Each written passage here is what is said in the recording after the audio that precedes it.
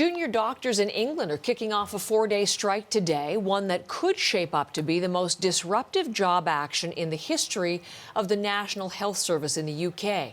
More than 250,000 operations and appointments are at risk of being cancelled. Dominic Velitis is in our London bureau this morning with more on the issues and the aims of the strike. Dom, good morning.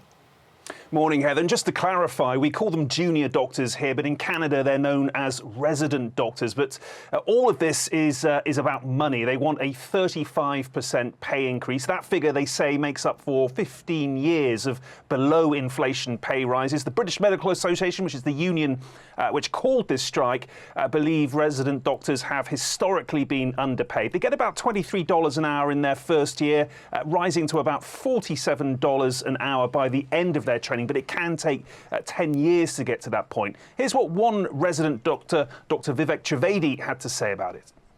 Our ask has not changed because all we're looking to do is restore the pay that juniors have lost. But at every opportunity that we might think we can break through, it seems they have another precondition, another hurdle.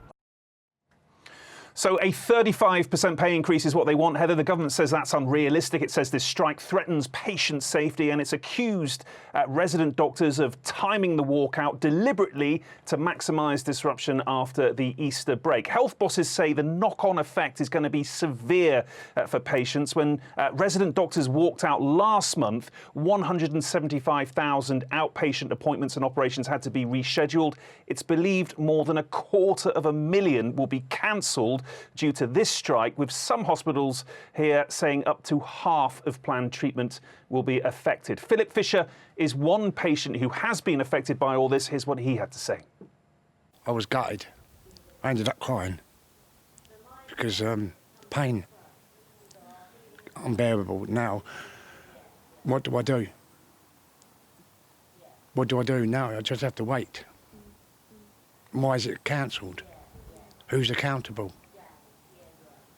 How many more people are like me?